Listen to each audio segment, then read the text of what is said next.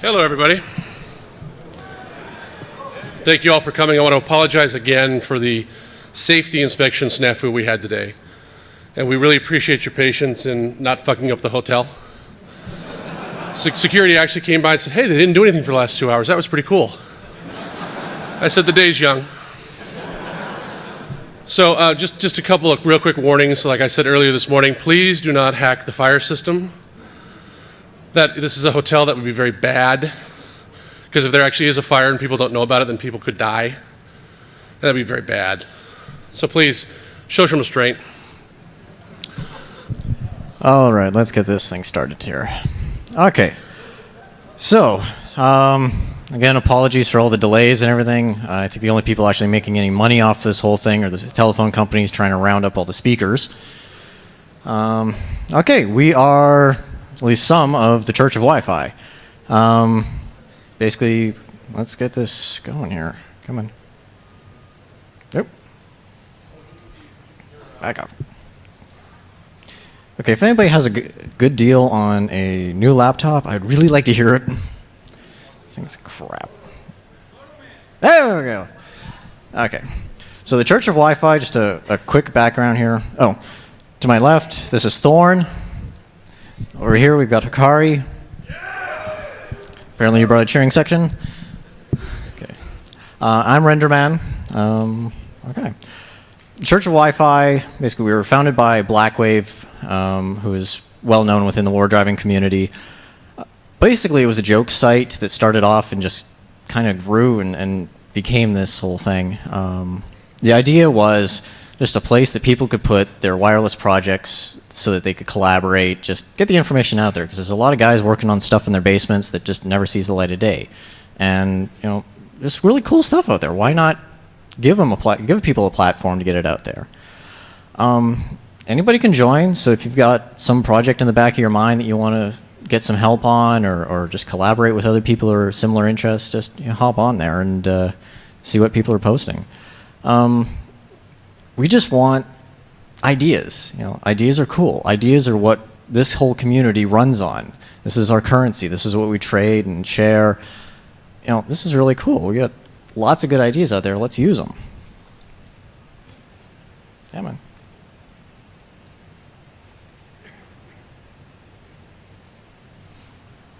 And I think I locked up. Yep. I really need a new laptop. Oh, she went down hard.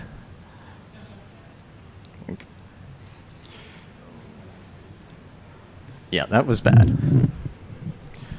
Okay.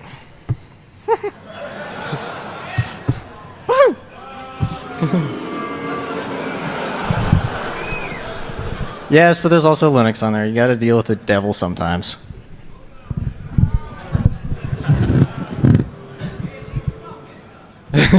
He says at least it's not Vista. This thing would not run Vista, believe me. Oh yeah. So I'm going to try to remember what my slides were here, and we'll just go from that. Basically, what we're here today is just to show off some of the new stuff that we've developed since ShmooCon. We had a really good time there, showed off some new stuff. Bought some really nice shirts. Thank you, Bruce. And we just wanted to elaborate on what we did there and how we've expanded in just the last few months. Okay, I hope nobody was filming that. Okay. Just give me 2 seconds here.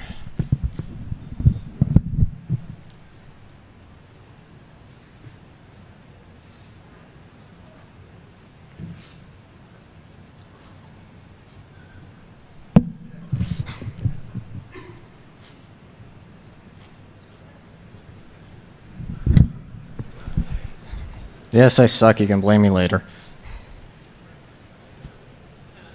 Okay. What's that? All right.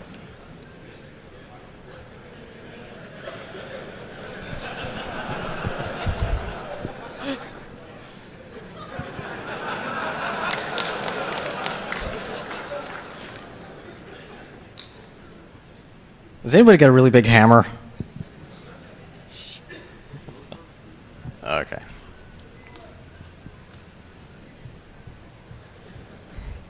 Okay, I'm burning up time here. Akari, how you doing? You wanna give it a shot? Okay, we're gonna like sort of bounce to the end here. One of the things we developed for ShmooCon was in Cow Patty. There was always the ability to just take the WPA PSK key exchange hash, run it against a dictionary, and just see if we have that. Okay, I'm really sucking up here. I do have to apologize. All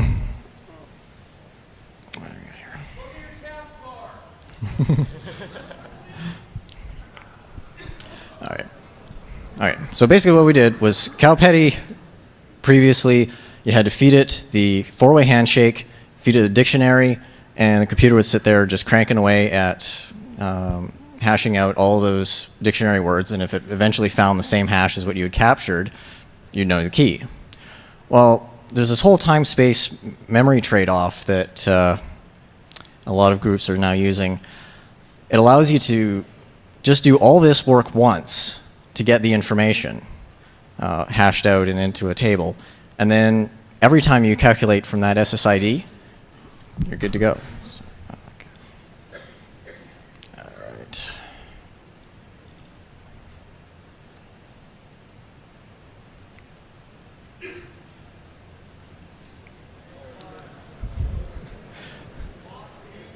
Come on.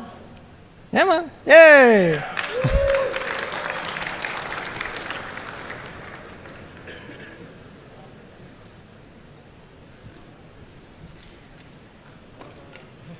You're still alive. Okay. So unfortunately, Dutch couldn't be here. He was one of the other members that were hoping to be here. Is anybody else on the Church of Wi-Fi site? Anybody around here? I know Mother is down here. Yes. Oh, there's a few others. All right. Okay. Okay, here's what we've been up to. The Church of Wi-Fi WPA lookup tables, 7 gigs of pre-hashed passwords for the top 1,000 SSIDs from Wiggle, now online as a torrent. And if you talk to Thorn afterwards, we've got it on a removable hard drive. You can suck it off to your laptop if you like. Basically, the demo that we did at ShmooCon had my laptop doing running Cow Patty, normally doing 12 keys a second. You do a pre-hash of all that information on a much faster computer. You bring it back, and now we were doing it somewhere in the order of 18,000 keys a second. So 3-order magnitude increase. So these are really useful things. The Evil Bastard was another thing that we released, which is a attempt at a man-in-the-middle modified WRT, which is a real favorite toy of ours. Unfortunately, Dutch was supposed to be here, and he was supposed to bring it, and we haven't found him yet. So if somebody knows where he is, please wake him up. We hopefully have the Evil Bastard around the rest of the weekend here, and we can give you a demo on that. Another update is Kiswin. How many of you have played with Kiswin? A couple back there. It's the Windows Sigwin port of the Kismet client. I've been maintaining this, and in all my talks with Dragorn and everybody who's involved in it, we're just appreciating this until new core comes out, because the only changes he's making at this point are just minor driver tweaks, not anything that affects it. So don't go looking for any new updates until that's. But I do have it on good authority from Dragorn that he's looking at a new, finally getting the client running within about the next month. So hopefully we'll have a new core release by the end of the summer. We've been busy. One of the things that came about on the NetStumbler and Church Wi-Fi forums has been the advent of the headless war driver. I know that there's been various efforts for car computers and everything to try to get just a simple computer. You plug it in, it fires up, starts scanning immediately. Well, Beekman was a really brilliant guy who came up with a way of doing this just on a modded WRT. We've also got some information about the Sneaky Bastard, which is a project I came up with. Also going to throw out a concept to you guys for a concept of a wireless virus based in hardware. Really curious to see where this goes. It's just, I think it's going to be the next vector for wireless attacks. Bigger, better, faster WPA cracking. I'm never happy. I always want bigger and better tables.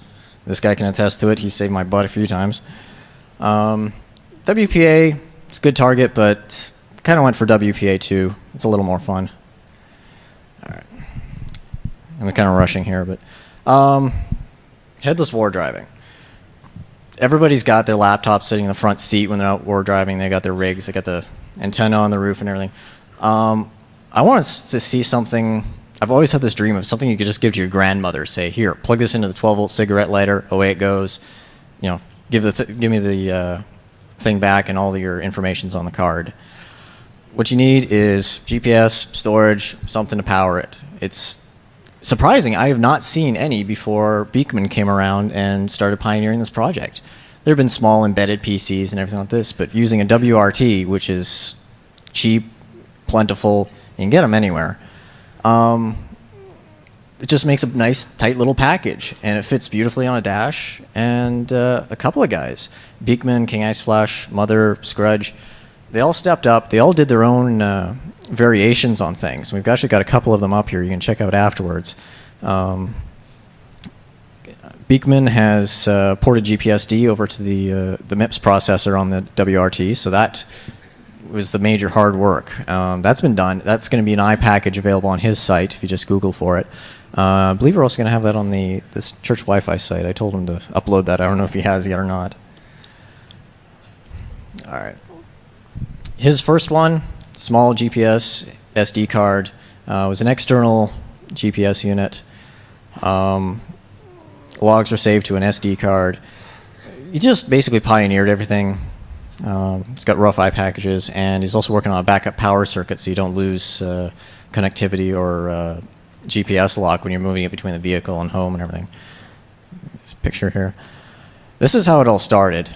Just a cheap eBay parts, a little soldering, nothing truly groundbreaking. It's just nobody ever seemed to have put it together before. You know, if I'm wrong, please prove it to me, but I don't know, I just think it's really cool. And you see the SD card up in the back corner by the power plug and the GPS hookup, right in between the WAN and Link's switch port 1. King Ice Flash, who was kind enough to send me his version so we could have it here on site, he has a temperature-controlled heat sink on this thing because his was always overheating. He wanted something, so he's got a nice little fan on the CPU, heat sinks, the whole 9 yards. This guy has a CO2 laser milling machine in his basement, the lucky bastard, and really cut this absolutely beautiful hole in the case for the SD card mod. You can take off the outer case. You don't have to, wiggle everything out or anything like that. I could pop it open afterwards and you can take a look. It's really nice. Internal GPS, so as long as this thing's just sitting on a back package shelf for your vehicle or something, it's just good to go. It's quite literally what you could just give grandmother and say, here, plug this in, pop out the card and give it to me afterwards, and there'll be data. There's a picture of some of the internals here. That's the really nice hole that he cut. I can't tell you, I'm envious. Mother, who was kind enough to bring his unit, went even a step further, and all of the GPS, SD card, and even put in GPRS backhaul onto this thing, all on a custom circuit board that just plugs right in, and away it goes. You really need to start putting that out in a kit, because I want one. As you can see here, you don't see a lot of the wiring and that, it's all buried underneath, but, etched his own board. I just love these things because this goes to show one person gets the idea, other people just grab it and run with it. This is the kind of development that needs to happen more and more. You get a really good idea, it works, just collaborate, share, because there's somebody else on the other side of the world that's probably got a better idea, or, in a lot of cases I find, they've already figured out the solution, but are looking for the problem.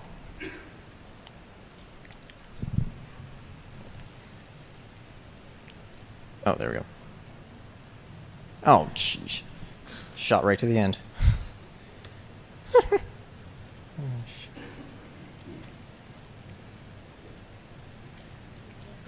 Okay, I suck.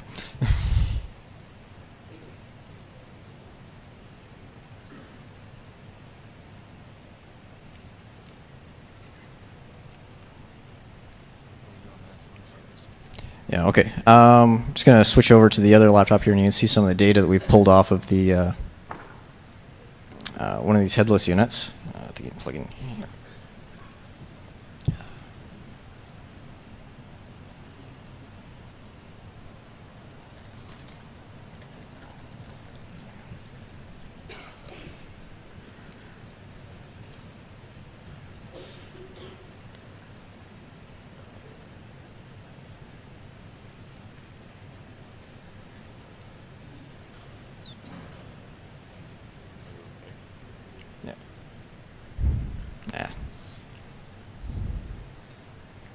Let's worry about it later. We're a little pressed for time here.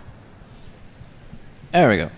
So yeah, this is just the SD card that we yanked out of the Ping Ice Flashes unit. I had running about 10 minutes before the talk. And you see we've got full data. We don't have GPS because obviously we're indoors and we're not going to be getting signal. But you know, it's just that easy. All your Kismet logs come out on the data card ready for submission to Wiggle. So, all right. Yeah, it worked. Okay, Sneaky Bastard was a project that I came up with when I had way too much time on my hands and way too much crap lying around. InventGeek.com has all sorts of interesting projects on there. They put an LCD panel on the side of a case and just other kind of make-like projects. They had a rogue server where a guy took a UPS and shoved a Linksys NSLU2 network hard drive NAS unit and an external hard drive into this case. You know, the idea being so your evil MP3 collection, well, you can just stash this inside of a UPS case, and you know the feds will never find it when they're raiding you or something. I thought it was an interesting idea, but you know the whole idea of just storage just didn't make a lot of sense. However, if you have a rogue access point inside of this case, this is a much better platform, I think, than just for storage. A UPS is normally plugged straight into mains power and a lot of UPSs have a network pass-through surge protection as well. So you've got power, you've got network. This is all we need if we want to have a rogue access point. Previously, for pen testing, I had used this guy. This is Edward. Edward has a Belkin access point built into him and matrix-style connections through the back of the neck. This was built because a friend of mine was always joking that when his daughter was born, you know, I'd be handing his daughter a teddy bear with antennas sticking out of it and say, "Yeah, just go past the security man. Go past the security man."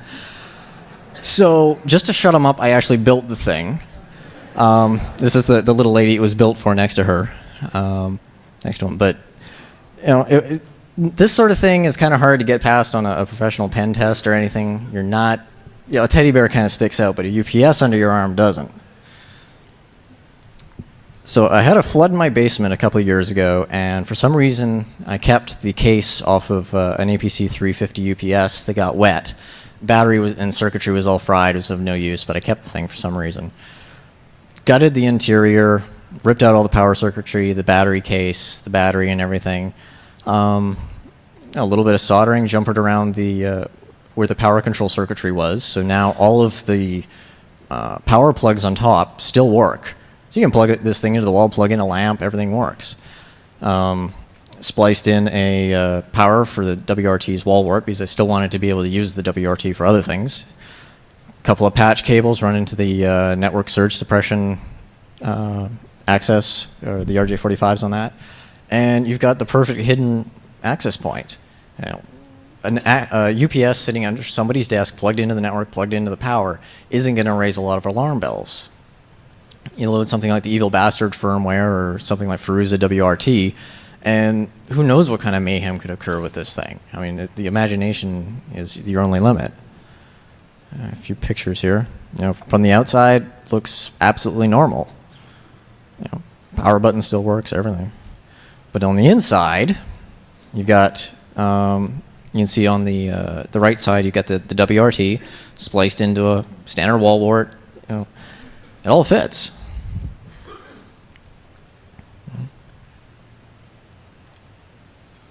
Come on, don't lock up on me.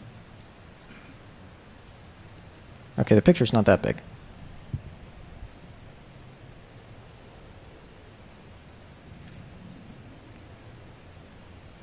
Okay, after the wireless contest, I think this thing's ending up in Lake Mead. There we go. No, I'm not making it a prize. Okay. Now this is when wireless hardware turns evil. This is something that was just rolling around inside of my brain ever since Cisco Gate last year. The idea being that if you own the hardware that everything's routing through, you own everything. You know, standard man-in-the-middle stuff. However, there's all these questions that were running through my mind about, because Cisco Gate was about the high-end, the enterprise stuff, you know, the most expensive stuff on the market, stuff I can't afford. But there's so many other devices out there now that are running various firmwares and everything. How do you know that the firmware you're running is the original one that was meant to be there? This question kept bugging me, and I kept investigating more and more, because so much consumer stuff, like these WRTs, like so many network switches and everything, are running proprietary or even open operating systems, but there's no verification method that what is actually on there and running is what is meant to be there, or what you put there. We didn't do a proof of concept on this one, mostly because it was just too dangerous and nothing really useful could come out with it. So I'm just trying to throw the idea out there and just see what happens. Other team for the wireless contest that I know is going to be competing is Preset Kill Limit. These guys whooped my butt last year, barely, and I am going to be winning the jacket this year. They have... Oh. I want to win fair and square. No, but these guys, at their job, have the unenvious duty of hunting down rogue access points on their network. And running around with the directional finding these things is always a pain in the ass. So what they did was they came up with the Killbot, which modded WRT once again. You hire a summer student, you plug this thing into the wall, it goes out in client mode, connects to any open access point it finds, tries to connect to an internal network address and PHP page, and then if it does, figures out which switch connection that connection is coming in on and just turns off that port on the switch. So the person that installed the rogue access point is trying to connect and do their thing, and it's like, oh, I can't get out anymore because, well, the switch is killed. Didn't you guys upgrade that thing to put them through a captive portal now? Big skull and crossbones on it? Yeah, you get a page that says you violated the acceptable use policy. So they always come in whining. It's like, why can't I get access? Why can't I get access? Well, here's the piece of paper you signed. Open source firmware is both a boon. It's both a good thing and a bad thing. It's a good thing because it keeps costs down, allows for additional development for fun tools like this. But any vulnerabilities, all the system internals, everything you need to know to do bad things is also available. On the WRTs, all the settings are maintained through the NVRAM. So if you reflash the unit, you're changing the software, but the NVRAM memory stays the same. This was a little fact that kind of scared me, because if you can reflash things and all your settings stay the same, the few little pieces of information that the average user sees and would be able to tell if something bad happened to their access point, they're still going to be there. So how do you know what engine is running under there is the one that's supposed to be there? There's no integrity checking for any of this stuff. Nobody seems to care that you have any idea of what's running on this router. You buy a Linksys access point at Best Buy or something like that. How do you know what is actually running on there is what is an honest-to-God Linksys firmware? You don't. You have to take it on faith. If it fires up, you see a Linksys page, it connects, it does everything it's supposed to, great. But how do you know? You don't know what's going on under the hood. This makes default access points a lot more dangerous. How do you run an antivirus on your router? Your router is a little computer now. you've got Linux on there, you've got open ports, you've got, it's doing full PC type things. How do you check this? Any vulnerabilities on the WAN side could lead these things to their death from remote flashing across the internet. You can see a virus that starts flashing routers across the world and making your own little, DOS botnet or something. You could even carry from that to infect the hosts inside the network, just anything. Snarfing passwords, you name it. To give you an idea, this is the situation that I envisioned. You get a WRT54G with an infected firmware. At 3 o'clock in the morning, WRT runs a cron job, looks for any nearby access points named Linksys, a known default. If it's open, it connects to it, tries to connect to the admin page. This is pretty much the same as what the killbot was doing. If it's already got a Linksys name, they probably haven't changed the default administrator password on the unit. And hey, if you can connect to that, you've got direct access to the flash utility. And you can actually flash these units over wireless. This is dumb. I don't know why they're like this out of the box. Unit gets reflashed, reboots. Because the NVRAM doesn't get changed, the SSID channel, all that stuff is maintained. And as far as the user sees, there was just a little blip at 3 o'clock in the morning. Still connects, still gets out to the internet, but you don't know what's being snarfed in the middle. So this is my really craptacular Visio drawings. Basically scans, connects, sends the new firmware.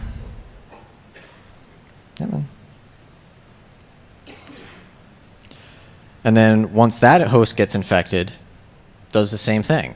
Connects to any other access points that are open, passes it along. In a campus type setting, this can be a real problem because, as anybody who's worked on a university knows, the amount of rogues that show up, the amount of students that bring in their default Linksys access points from home, they're everywhere. So, and they're usually right on top of each other. So one access point could see like 6 other Linksys networks and theoretically infect all of them. A few caveats to this idea. Default modes are assumed, but given the statistics that are out there, there's an awful lot of default access points. Could be a huge problem. And anybody who might be driving by and using those things, willy-nilly, like at a coffee shop or something, they could be hosts for something. Who knows? They could get infected, whatever. You could make rudimentary brute forcing of the admin page. Every day at 3 o'clock in the morning, it connects, tries, a certain chunk of key space, shuts down. Just, only takes 10 minutes off. Login banners could trigger unit-specific attacks. So if an access point has a known vulnerability to bypass the admin page login, you could use that. You can also brick the router really easily if you're flashing over wireless. It's not a 100% thing, but having wireless routers just dropping off isn't a good thing anyways. You can just imagine the guys at Best Buy trying to figure that one out. Everybody bringing these things back saying, why is this thing not firing up? Well, you got a bad flash in there. It's like, well, I didn't do that. Just a lot of access points using open firmwares. So how do you verify what's running there? I keep coming back to this. How do you run an antivirus scan on your hardware side? We've all got it for our PCs and our networks, but we don't actually look at the stuff that is handling all that traffic. It's a computer. You could also do really evil things like the Linksys admin pages. Because it's an open source OS, it's right there in the source code from Linksys. Just take all those pages, copy, paste, done. Just turn on something small like Telnet in the firmware, and you get yourself backdoor access. Solutions I see, a checksum facility somehow of verifying what is running on there, make sure it matches to the known checksum for that version. However, that's really easily spoofed. I mean, if you're loading a rogue firmware on there, anybody can say, oh yeah, I'm this firmware number, here's my checksum, which is precisely what's on the Linksys page. kind of a not a good solution would be non-flashable hardware, but again, if there's other problems found, you wouldn't be able to upgrade legitimately. Proprietary firmware, I hate to say it, but sometimes not having access to all the source code can make things a little bit safer. Still means you have to audit everything and all that usual fun stuff, but you know, there's something to be said for it. Antivirus could do TCP profiling for changes. If the firmware gets rebuilt, there's a good chance that some of the flags and everything are going to get changed, and you'll see that, okay, it's gone from running a Linksys to OpenWRT or something. There's just so much hardware out there that, you know, switches, modems, routers, access points, they're all running this stuff, and nobody seems to be addressing what is running on them. Okay, this is the fun stuff. WPA PSK. I'm sure most of you are in here. You've probably heard of this. At ShmooCon, we added the Gen PMK utility to CowPatty 3, which allowed you to pre-compute large tables of keys so that future attacks on that SSID went significantly faster. So if you had a customer that had, you know, for the sake of argument, an SSID of Linksys, you could compute, you know, a billion-word table for a Linksys access point and be able to, in a very short period of time, test for a billion words before you actually started brute forcing. It's a time-space trade-off. If you're doing a lot of these, like if you're verifying installations, this can be a real help. Like I said earlier, we went from 12 keys a second on my laptop here to 18,000 keys applying a pre-computed table. So it's a big speed increase. The lookup tables that are currently available is the top 1,000 SSIDs with 172,000 word dictionary, came out to about 7 gig. Audit and Converge, I have to thank them because they're hosting the torrents and putting up with a lot of grief trying to keep them up. Because at ShmooCon, we were trying to release them. Things fell through. I want this stuff out there. We need seeds. Please seed this stuff. And OS X can also run CowPatty as well. And there's also built-in utilities for the for pre-computing keys within OS X. I just got the 10-minute flash there. 7 gigs is a good start, but you know, I wanted more. I wanted to be able to walk up to pretty much any network and take a whack at this thing and have a good chance of getting a password. Two guys, Skynet OS and GB3, they wrangled up 14 high-power CPUs for, you know, testing purposes in their office, most of which was my data. Kevin Mitnick, of all people, put me in contact with Mark Burnett, who wrote a really nice book called Perfect Passwords. Yes, I am pimping this. But he collected somewhere in the range of 4 million passwords from porn sites and other places just through Google of actual used passwords. These are things that people actually have used. So we mixed his password list in with a bunch of regular dictionaries. You know, they computed this for 3 weeks, 3 blown fuses, and the damn tables didn't work. Previously, I had screwed up and accidentally sent in the password list with a control character at the end of every single line, which was computed into the hash and completely changed everything.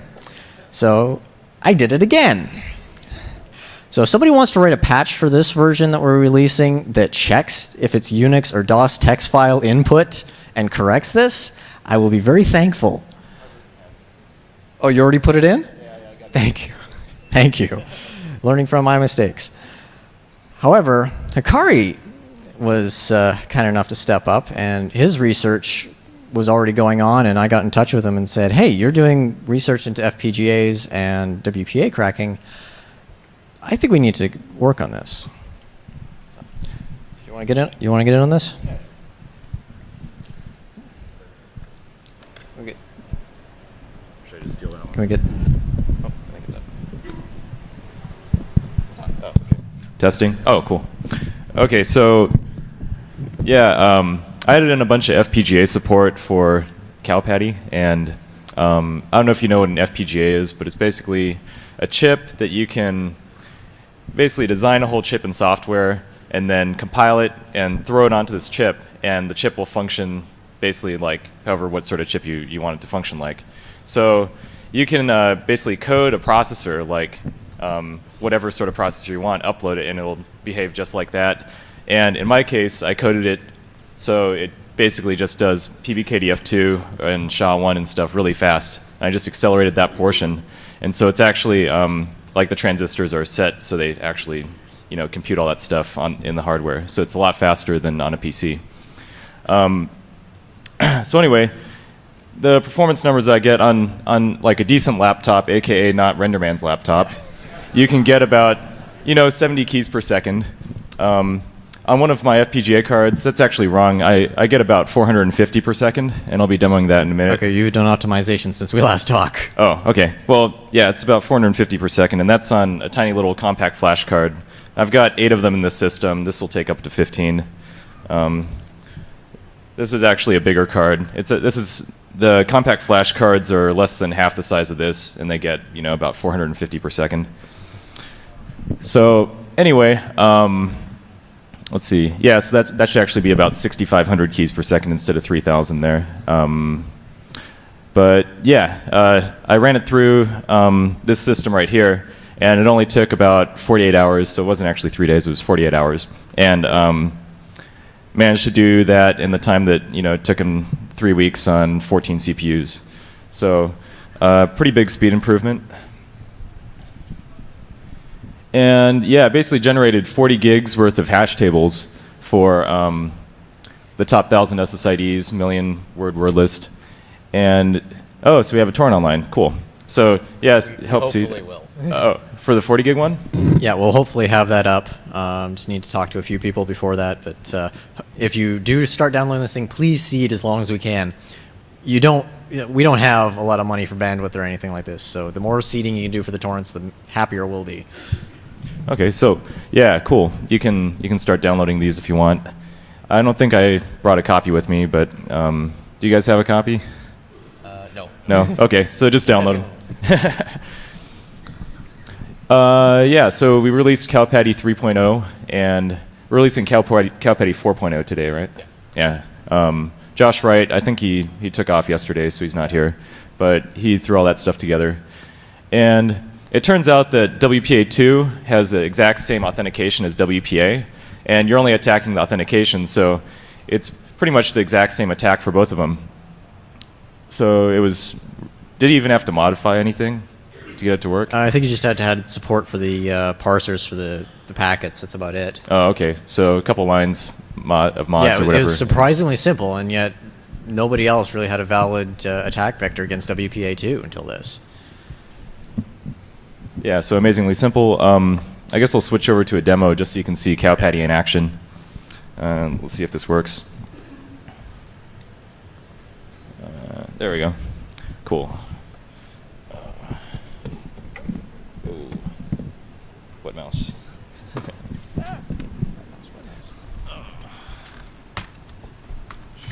Yeah, we don't have a monitor for this up here, so he's got to look behind him.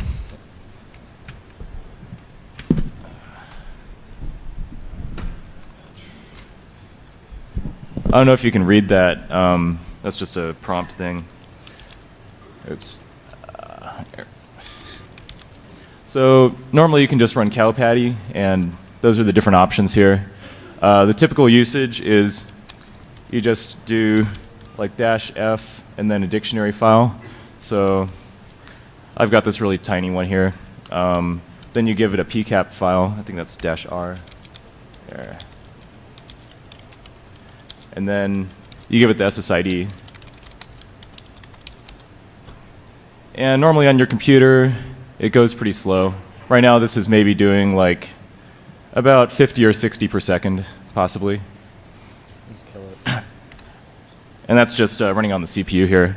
So I'm just going to take this and tell it to run on FPGA 0. I don't know if you can see that, but basically -F0.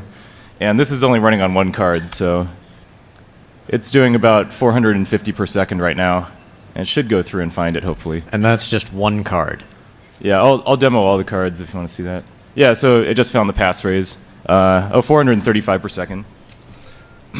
You can also use GenPMK, which is the tool that he was talking about earlier. And the usage is pretty similar. You just give it a dictionary file. like a hash file. That's the output, the SSID. And yeah, so normally it's really slow. I'm just going to run it on the FPGA, just so it's nice and quick. So it's basically doing the same thing, but it's actually saving out all the computed stuff to a file. And then we should be able to take that file and run it through CowPatty, and you can see how fast that is. So let's see, -D.